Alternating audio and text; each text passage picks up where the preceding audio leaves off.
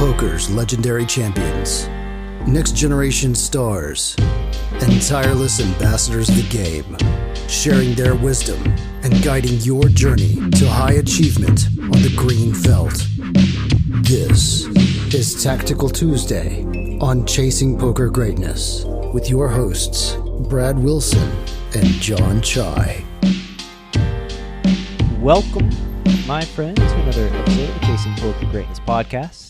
As always, minus last week, these are your hosts of Tactical Tuesday, Coach Brad Wilson and Jon Chai. Jon, how you doing, sir? Welcome back. Good. We're back.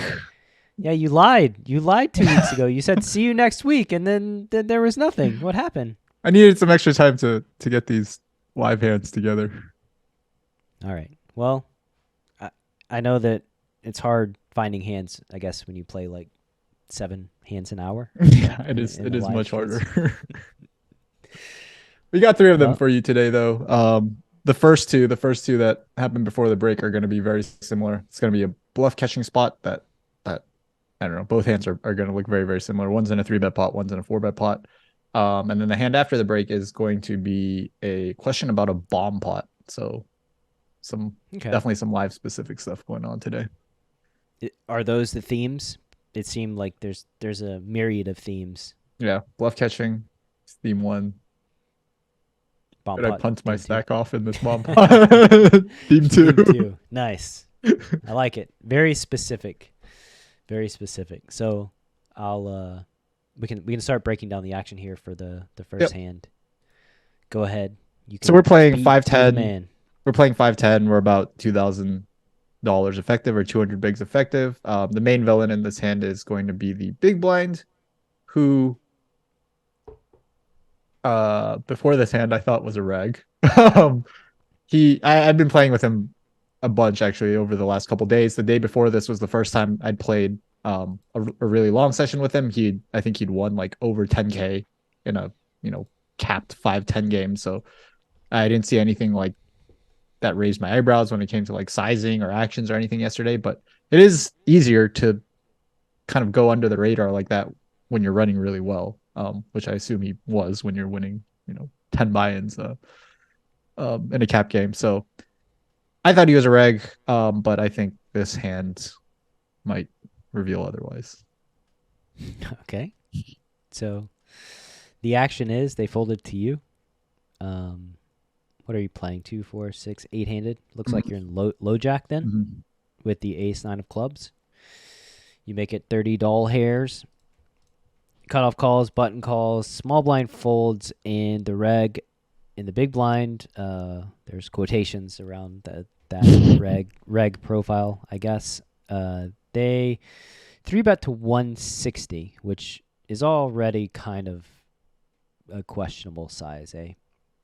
Yeah, it's a little on the small size, but still, like, this is kind of what I mean about, like, look, I can't look at this and be like, yo, this guy is clearly just, not a reg or whatever. Like that's what I mean about, like, you can sort of fly under the radar when it's really close. And like, yeah, this is definitely on the small size. I'm guessing that's what you mean by this size is a little suspicious. But it's not so small that I'm like, oh, this guy just has no idea what's going on or even close to that. It's in the legitimate zone so far. Yeah. We haven't reached the illegitimate zone of like 100 and 110 or something. Yeah, exactly. Oh, look at you. So they squeeze from the big blind to 160. You decide to 4-bet to 400 with the ace-9 of clubs. Any thought? I guess what led you to the decision to 4-bet here? I think in just a completely standard heads-up situation where I open, everyone fold to the big blind and they 3-bet. I think having hold 4 bluffs in position be some suited ace-x is my pre-flop strategy. I think in this situation where I open, get 2 flatters behind me, probably 2 players on the weaker side. I can't exactly remember who they were. I think the squeeze percentage from the big blind is just going to go up. It's going to be a spot where he probably sees $65 in dead money from the cutoff, the button, and the small blind. Kind of a spot where I sort of treat it similarly, where I just sort of think to myself, oh, I just need to get through the pre-flop opener and I'm probably in the clear. So I expected him to probably be expanding his 3-bet range slightly here, and decided to pure 4-bet a hand that I'd 4-bet at some frequency anyways. Yeah, it's an interesting thought that only have to get through the PFR and then you're golden, because I'm not even sure that your 4-bet will get through the cutoff. A little ambitious. This wasn't one of those games where it's like okay, like, you know, this guy's gonna call 30 and then call 4. I would have been floored if one of these guys just put the 400 in. All right. With that said, you make it 400. Yeah, not to say that those games don't exist, but this just wasn't one of them. Wasn't. Yeah, I think it's the players are specific who do such things. I'm guessing the big blind calls. So now we got pot of 865, and you've got 1600 left. So SPR's round 2. Flop is queen jack 9, all diamonds, which means that John flopped bottom pair. Hooray! You did it. Yeah, it's a lot of red cards. I didn't want red cards. I wanted clubs. Yeah. Specifically clubs. So villain checks, and we're at decision point number 1. 4-bet pot, SPR's round 2. Queen high, 3 to a straight, 3 to a flush. Sticky situation. Seems like one of the very few situations where I am not going to be range betting in a 4-bet pot as a pre-flop raiser. Generally, my 4-bet strategy on the flop is going to be to quarter pot the flop. This situation where I thought the reg and the big blind was probably aware and thinking about this stuff, where I have not very many flushes, maybe just like ace king suited, ace, like my ace 8 suited, ace 7 suited, ace 6 suited, that 4-bet. Yeah. On the other hand, villain probably has like a bajillion flushes here. They certainly have more suited hands than I do. Given that they have, you know, I don't know what they do with a hand like ace king suited. I assume they just rip it pre, but like they probably have hands like ace 10 suited, king 10 suited. Maybe they don't have very many flushes now that I think about it. They could have hands like 6. I guess the flushes that they do have that I definitely don't have are hands like 6, 7 of diamonds, 7, 8 of diamonds, maybe even like down to like 5, 4. I think those hands might make sense to squeeze and then peel a 4-bet. Yeah, I think like one sort of question that you could ask yourself here when generally you're range betting here in a 4-bet pot would be, do I have hands in my value range that probably don't want to bet this flop? Mm-hmm. Black aces, black kings, even like ace queen with no diamond type hands. I think a lot of those hands probably don't want to c-bet the flop, which means that, you know, you're going to be more selectively choosing the hands that you do bet. Hands such as like ace king with the ace of diamonds, ace king with the king of diamonds, maybe some sets, maybe some hands like kings with the king of diamonds, I think is a good one. Aces with the ace of diamonds is a pretty good one to bet, as well as, you know, maybe some like, I'm not sure where the like super low equity hands would be coming from, but maybe like ace 5 suited, just black or something along those lines. Yeah, maybe, it would be like, I mean, maybe ace 9 suited is low enough equity to just start. Could be chunked into like the low equity bucket. But if I have ace 9 suited, I'm gonna have hands like ace 8 suited, ace 7 suited, ace 6 suited. Yeah. Those are obviously just 0 or very close to 0 equity. So yeah, if I wanted to pick like the lowest equity hands, those would be at ace 9 is probably the category that's right above the. Yeah. Yeah. Major thing is like, I think a lot of times in 4-bet pots, you're like, oh, it feels really good to bet aces. It feels really good to bet kings. And like, it feels really good to bet my top of range hands, which generally means it feels pretty good to just bet range. And then in spots where you can't, or you feel on the fence about betting those hands, you're probably just not betting range and going to be, you know, checking back a decent amount. With all that said, here we are in position, queen jack 9, all diamonds. You have ace 9. Where'd you land on? So I just decided to check. I am like I'm checking here, but I'm already kind of getting nervous about like, should I start thinking about bluffing like turn river if he checks through, if he checks the turn again? I for some reason I didn't think about bluffing this hand on the flop, even though it is probably one of my lower equity hands. Now that we talk about it, it seems more and more like an option. But yeah, I decided to check here and just evaluate what happens on the turn. All right. So you got a tray of spades on the turn. So we can evaluate this. Villain checks again. So now we've got third pair, 4-bet pot, SPR's 2, check back flop. Here we are on the turn. We've probably eliminated a bunch of hands from villain's range at this point. I don't think villain has flushes anymore. I'd be very surprised if villain has flushes or straights. Probably doesn't have sets. Would expect all those hands to lead turn. Could have nut flush. I mean, I'm not saying that they never have a flush or a set or something. It's just like, if I'm starting to try to just simplify their range in my head, I would just be like, okay, it's probably mostly just like one pair hands now that have a little bit of showdown. Yeah, I would eliminate sets in 2 pair after they double check, I think. You would? Yeah. Yeah. Okay.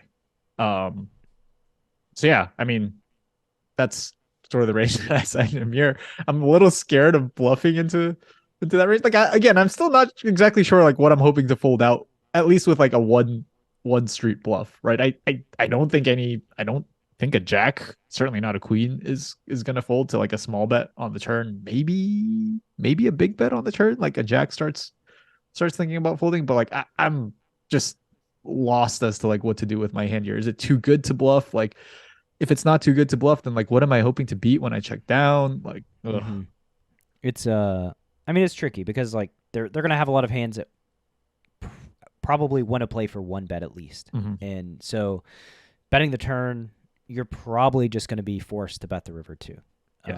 On a wide variety of runouts. So like basically this is sort of the decision point as to, are we going to go to check it down? Are we going to check the turn and bluff catch rivers, or are we going to turn our 9 into a bluff? And I think practically speaking, I personally would just check behind the ace-9. I do think you have some showdown value. Versus what? I don't know. 8s, 7s, 9-10 suited, pocket pairs, like. Okay. Gonna keep going down 1 pip. All right. Ace-10 suited maybe, like something like that. Ace-5 suited maybe, that 3 bets and calls, but not much, right? Like it's not. Right. You don't have a ton of showdown value, but like you have more than ace-8 or ace-5 of spades. This is not the stone bottom of my range. It's not the stone bottom of your range. So like I personally would just check behind and kind of see what happens on the river. That's what I do.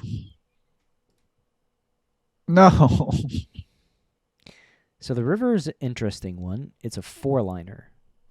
The 8 of clubs. So the final board is Queen Jack 9 8 3 with the Queen Jack 9 of diamonds. You have now same hand as you had before, except now you lose. So like Jack 10 suited, and 9-10 suited, and 10s. And villain bets $1,000 even. 1 yellow chip. 1 yellow chip. Wow. Any other data points on the flop or the turn as far as like time to check? Anything? Nothing stood out. Nothing to use. Yeah, I'm not. Yeah. That being said, like I'm not some like live tells guru or anything like that, so I didn't see anything. You don't remember the speed at which they checked or anything like that? Everything was like in a very like normal amount of time, like a 5 to 10 seconds. Even the river bet, was within 10 seconds.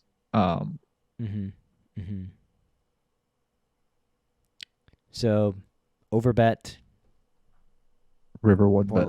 Yeah. 4-liner, 3 flush. The final board is Queen Jack 9, 3 diamonds, 3 of spades, 8 of clubs. So 3 flush, 4-liner, 2 overcards to my 9. Yeah.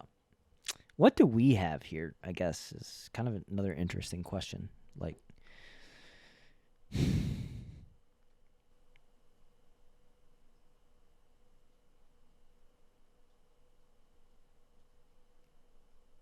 what do we have that villain, like, thinks that we can call with? I mean, are they even thinking about what we can call with? Like, you would think that, like, aces and kings probably going to bet the turn after the flop checks through. You could imagine that, like, ace queen is going to bet the turn after the flop checks through. Are we going to 4-bet tens pre?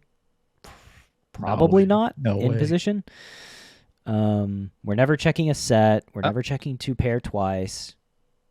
I don't think I have ace 10 suited. I think I just flat ace 10. Like my 4-bet, my IP 4-bet bluffs pre-flop with suited ace X are going to be like ace 6 through ace 9. So I don't, I don't know what he thinks, but I don't have like the suited Broadway aces that, make it straight on this run out or have top pair or second pair. And I don't have like the suited wheel aces either. Yeah.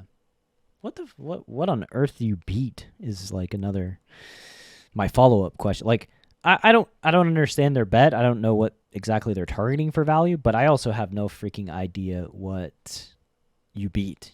Like, no earthly idea what you beat. I don't know what he has, right? Like that's like I don't know either. Like, I mean, I'm not sure what they have. Like, I think it's easier to find like a bet with like, tens, for instance, or 9-10 or Jack-10, the rivered straights, and like not really think about what they beat and just bet just to bet. Shrug. This is a 4-bet pot. I have a straight. Yeah, just gotta bet the river. Like, I think it's easy to find those. So I would imagine that like that's gonna make up probably the bulk of their value range. On the bluff side, I have no earthly idea like what they can have. I guess what are your thoughts here on the river? I'll be honest. I saw the river and I just like I kind of like gave up just mentally. I was like, wow, that's it. That's just like the nail in the coffin. The 8 of clubs on the river. Like I was hoping I could maybe beat a hand like ace 10 suited or something like that. Maybe I can get like tens to fold on the river with like a really big bet if he checks the river and like there's like now a range that I can target. So I just like I was completely deflated when I saw the 8 of clubs on the river. And then he bet really big. And I was like, wow. So he's saying he has a straight? Right? Mm-hmm. Like you couldn't bet this big on the river with like a set or 2-pair, would you? Like that would just be like so sick if he was able to do something like that. And so then I just started getting suspicious. I was just like, well, how many straights are there? Like, yeah.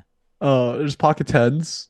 There's ace 10 suited. I, at the time, was not giving him credit for the 10Xs that are like Jack 10 suited and 10-9 suited. Although, now that we talk about it, I don't think it's like out of the question that he has Jack 10 and 10-9.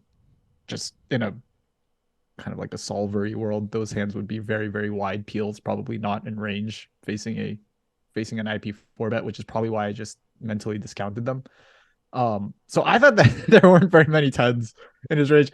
At the same time, I could not think of a bluff. Like I was so scared that like, oh my god, what if I just call here and like lose to a jack or something? That's just decide lose to 8.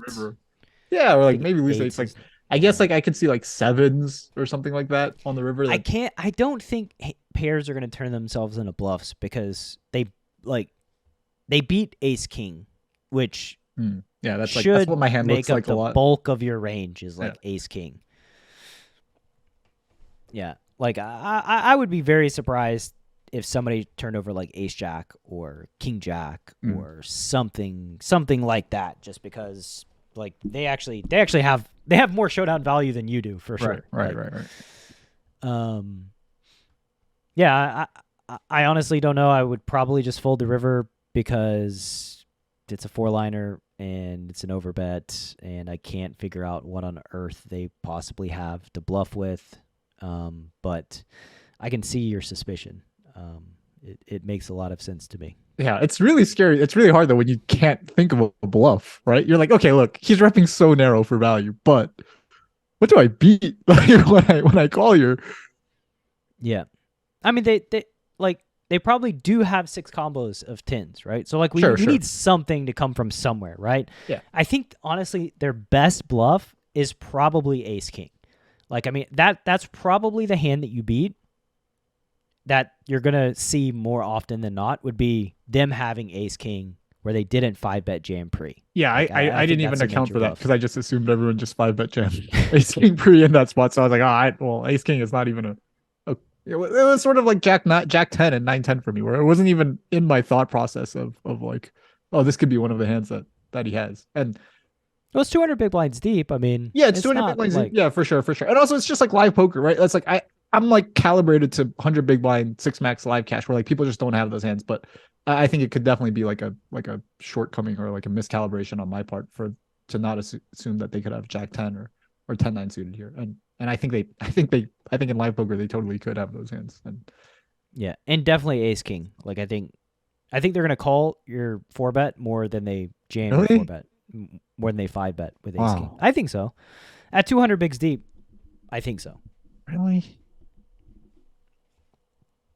Okay. But with all that said, I guess. Yeah, I said to myself, I faced this $1,000 bet. I didn't really think about like what, I mean, I thought a little bit about like how they're just no bluffs and I couldn't think of any, but I spent most of my time thinking about how this guy is saying he has a straight and a spot where I was like, ace 10 and 10's like, really? Like, man. And so like, so that means you're going to call. So I put together the 1,000 in my hand and I said out loud, I was like, this could be the dumbest call ever. Nice. So was it? So we put it in. Ace king. I figured out where the bluffs come from. Yeah, right did, at the end. Did, I was yeah. like, nice. Very nice hand. Cool. Maybe he is a rig. I don't know. I just thought that most people would just rip their ace kings pre-flop in the spot. I know it's 200 big blinds, but like all the sizes are like really big and yeah. So before we can stick around on this hand, we're 21 minutes in. Like, and we haven't even started hand number 2. We're just gonna. I didn't expect this hand to take so long because the flop and turn just got checked through, and I was like, man, I better put in another hand to make sure like we actually fill time because the flop and turn could just take like 3 seconds. And well, let's look at this second hand here, and then we'll cut to the break and maybe have a 4-minute back half. I guess we'll see. Hand number 2, John opens to 30 from the cutoff. Everybody folds. He's got ace 4 of clubs. He gets a proper 3-bet size, a little bit bigger than normal actually, to 130 from the small blind. And big blind folds. And John calls they started this hand 200 big blinds deep. He has ace 4 of clubs in position versus, I assume, a reg. Mm-hmm. John flops bottom pair. King 4-5. With 1 club. John has ace 4 clubs. Guessing villain's going to start out by betting half or a third. That's what I thought too. I thought I was gonna call a bet here, but hey, don't. I'm already confused in this hand, and this guy's like more certainly a reg than the guy in the first hand. Okay. European probe. You're from Italy or something like that for the series. Yeah. Well, I'd definitely be checking back. Yeah. Our decision is easy, but I'm already like confused and I'm like, what? You didn't see that King 5-4 rainbow? Yeah. Well, turns a 7. They check again, which is, I don't know if it's grim news or good. Yeah, I'm like, either my hand is really good or it's dead. Yeah. Well, not dead. Not dead. Yeah. Not great. You need I have 5 outs. You need improvement. Yeah. But again, don't think there's anything to do other than check behind. Mm-hmm. River's a 6, so King 4-5, 6-7. Tell me that villain doesn't bet the river here. They bet the river. Not only does he bet, they bet pot on the 4-liner. Wow. That's insane. Now that is quite surprising. So final board is King 4-5, 6-7. no flush. No flush. It's $270 in the middle. It's cutoff versus small blind, 3-bet pot. Check down all the way to the river, and the small blind pots the river for 270. I'm sitting there with bottom pair, but I have the best kicker. Yeah. The second worst kicker is a straight, so you probably prefer to have that one. So I'm guessing that there's no live data points here to use either. Correct. So we have what we see on the surface, nothing else. Wow. I don't even know what to say. Like I guess they're repping 8s or 6s. Yeah.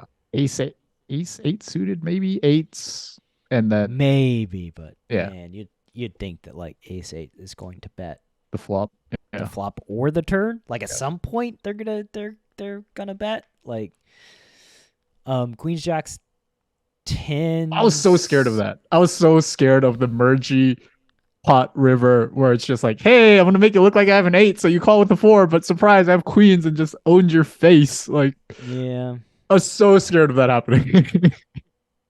The problem is I can't imagine a hand that wants to do this that didn't bluff an earlier street. Like, that isn't 8s. Like, yeah, maybe like, 8s, right? It's like that's the only hand that you could.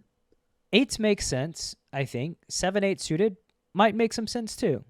Like, I can't think of a bluff though. Like ace queen. Does ace queen do this?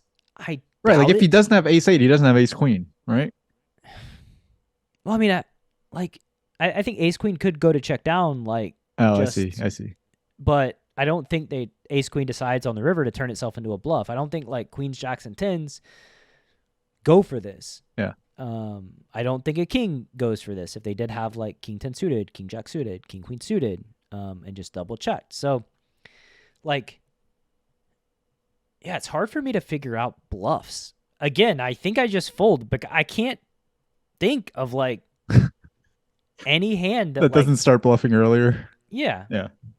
That's kind of where I'm coming up short, is like queen jack suited, queen 10 suited, jack 10 suited, like bunch of those hands just going to either bet the flop or bet the turn at like a pretty decent clip. So we're kind of struggling to find bluffs. And you lose to ace 5 suited. That would actually be the worst thing that could happen. Yeah. I don't know. Again, I think I fold. I can't figure out what they're bluffing with. I'm more comfortable folding on this river than the hand number 1. Damn. You're good. I'm consistent with myself. Consistently a non-believer. Yeah, villain has an 8 after you call. I just can't figure out a hand that bluffs the river but doesn't bluff another street. That's the big thing. Yeah, like, I wish I had thought of that. I was still just stuck on, you have an 8? I mean, and I think that like they used the perfect size. Like it's very easy to be incredulous here, right? Like, really? Like you're saying you have an 8? Yeah. Like, they have to feel so good on the river. Oh, I mean, like, this guy felt God. so. I'm sure he felt amazing on the river. Like, as soon as I like don't snap fold, he's probably just like, he's gonna do it. He's talking himself into it. I can see it right now across the table. He's looking at the board and being like, really, you got an 8, man? And he's just gonna put it in with the pair of 4s. Yeah. So yeah, I agree. He probably was feeling ecstatic on the 6 of clubs river. Very good for him. Bad for you, but yeah, feel good about folding that one. Cool. Now we're gonna go to the break and come back with this bomb pot. And yeah, we missed last week so that we could have an XL episode this week, I guess. Stick around after the break. Will be some bomb pot shenanigans coming about. Are you a lone wolf searching for the ultimate pack? The CPG Wolf program is a close-knit brotherhood hell-bent on one thing only: chasing poker greatness. Powered by bleeding-edge wolf strats and led by Coach Brad and his lieutenants, CPG Wolves are systematically prepared for almost any spot they'll encounter on the green felt. If you want to plug into an elite team and have a step-by-step game plan to realize your full poker potential, you can apply at CPGWolves.com. Space is limited, and the pack is only as strong as its weakest member. So only the hungriest, grittiest, and most driven will be accepted into the program. Applications are open at CPGWolves.com. All right. Welcome back from the break. We are back with some bomb pot action. Without any further ado, I guess we'll just get into it. There's not anything to discuss pre-flop, right? Pretty easy street. Everybody puts in 30. Bombs away. And we go to a flop. So we see a flop 8 ways, 240 in the middle. Looks like John is started with about 1,500, so 150 bigs effective. He's got a queen and a 6 of different suits, so a little bit below average hand. We're 1 pip below Mr. Computer hand, for those of you who played poker back in 2006 and 7. It looks like goes check, check, check, and then Pro, strong reg, under the gun +1, that's 30 into 240. These small sizes are extremely common in the bomb pots these days. Mm-hmm. You could even have a conversation on the flop if you wanted. Like, could I just fold here?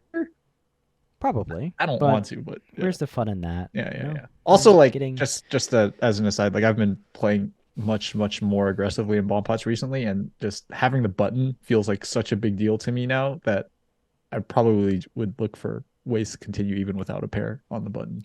And having a queen is kind of nice, right? Like, there's a very obvious draw. Future blockers. You can go absolutely apeshit on, like an ace or a 9. Oh, that is some incredible foreshadowing. So getting 9 to 1, just need 10% equity. I'm down for coming along and seeing what's gonna happen. We get the ace, so one of those 8 cards that we can do some shit on pops off. Villain checks. You have a Gutshot and 4th pair. I saw the ace, I saw the check, and there's nothing else that went through my mind other than here we go. Like, this is here we go. This is it. You saw the pot. So I'm guessing that you're gonna have to bet probably like 400, like an overbet on the turn. I mean, a really big bet on the turn. Pot, overbet. I choose the pot. Yeah. I think you could go overbet too. I mean, you're sort of saying the same thing. Yeah. River is a 4. Villain checks. I mean, it's luckily we gave 25 minutes before the break because this is going to be a very short hand number 3. I'm surprised that there was no part of you that was just like, hey man, this is an 8-handed, everyone got 2 card situation. You know, maybe you shouldn't lose your mind with bottom pair every single time this happens, you know, and like kind of a blocker like every time this happens because they're gonna have some good hands. Like I actually expected a little bit of conversation like that. I'm honestly a little surprised that you've been okay with everything that I've done so far. Yeah, I mean, part of calling the flop involves bluffing on an ace or a 9. And you got an ace, and so now you're bluffing. It's like I think it's just like a good strategy. Plan. And it's going to be like pretty difficult for villain to find bluffs other than, you know, I guess like no 8-9 is the dude. Like, okay, so he villain checks the river. I bottom pair, put the rest in, slight overbet on the river, right? Wouldn't you have loved a 7 on the river? That would have just been the cincher. Villain checks. I put in the 1170 into the 840, small overbet. He tanks. Thank God. Then snap. At least I feel okay now. And he looks at the board, and then I look at the board, right? And I look at the board, and all I can see are all the bricked gut shots on the flop that would have gone. I'm like, God damn, that is 7-8, 7-9, 8-9, Jack 9, like, Queen 9. Like, Lots of them. Oh! Well, also have to have the stones to put it all in with all the brick gut shots too, which I don't think is going to happen. Well, it might happen with you every time, but I don't think it's going to happen with every villain you stumble across every time. He didn't even think that long. Like it was a tank, but for this spot, is the spot where I think it would have been acceptable to tank for like 3-4 minutes or something like that. Yeah. But I'm pretty sure he called in under minute and a half or under 2 minutes. Yeah, could have given him the old want to see a card. Want to see a card trick? I got a queen. Please believe me. Please believe me, sir. I should have just given him both my cards and be like, you can flip one over, right? And just like, fuck. Yeah. I have bottom set. Probably not because I didn't raise the flop. I don't know how good the 6 is, but you gotta desperate times call for desperate measures. But yeah, there are a shit ton of busted gut shots. Like it would have been nice to have a 7, 8, or 9 on the river. Sure. I'm guessing that. What does he have? Like 2 pair, or I guess it doesn't really matter, right? Like all hands are the same. Any pair is the same. Yeah. So I'm probably not doing this with 2 pair. So like any king is like king deuce is probably like. That would have been good. Yeah, I agree with what you're saying. The logic behind what you're saying, I think, is totally sound. I would have been in shambles if I got called by King Deuce on this river. Yeah. Well, you got called, so. Yeah. I guess it doesn't really matter what I get called by, but for some reason, King Deuce would have hurt. A 10-6, so bottom 2 pair on the flop. It's kind of like King Deuce, but. I mean, it's definitely like King Deuce. Yeah, it makes me feel better that it's not actually King Deuce, though. 10 deuce. Just. Oh, yeah. They're all the same. Like they're all. I know, but you can't tell me that it doesn't feel different when you get called by 10 deuce than when you get called by 10-6. It feels different because you're fucked.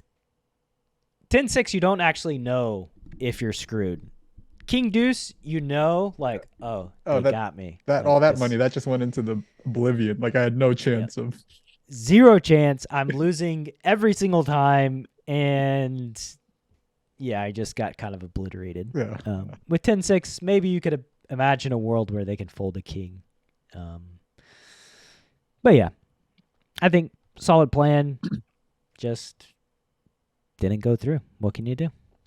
It's like, I don't even know what to think. It's like, wow, a solid plan just didn't go through. Is this always just what happens when one person bets 8 ways, like on the flop, like, and the board like relatively, I guess it's not relatively safe, but when they bet 8 ways on the flop, like, does this ever get through? Kind of concern is what I was having. The 9 would have been better, obviously. Yeah. The 9 is kind of like bingo because it connects bottom and top. Here, just connected the top and. You got all the bottoms, so what can you do?